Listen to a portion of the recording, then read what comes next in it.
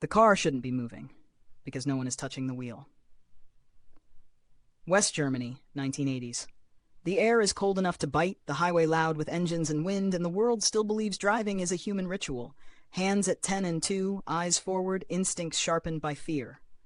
But out on a stretch of road that looks ordinary, a different kind of driver is taking the seat, one made of wires, math, and patience.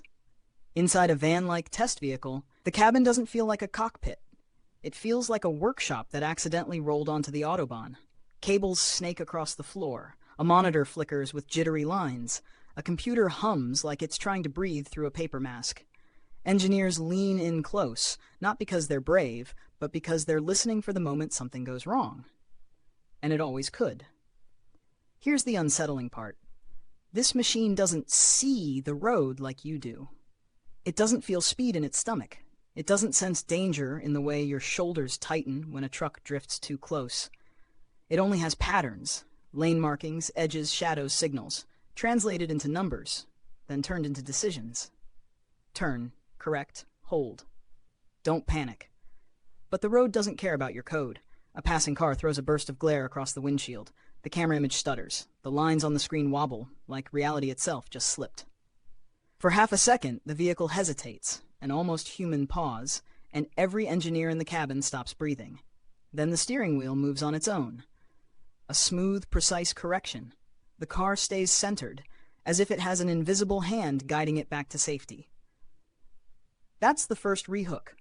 The moment they realize it's not just following a script, it's adapting. And now the stakes change.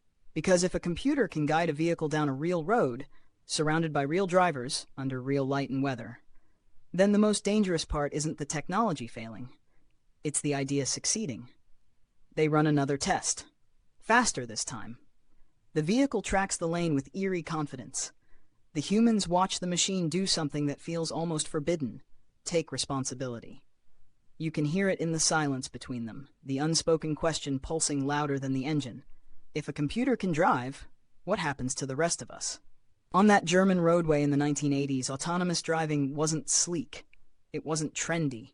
It was raw, fragile, and brave, proof that the future doesn't arrive as a finished product. It arrives as a trembling prototype, inching forward in the cold, daring the world to trust it. If this story made you feel that chill of what's next, help the channel grow. Like, share, subscribe, and tell me in the comments, would you ride in that car back then when the wheel moved by itself?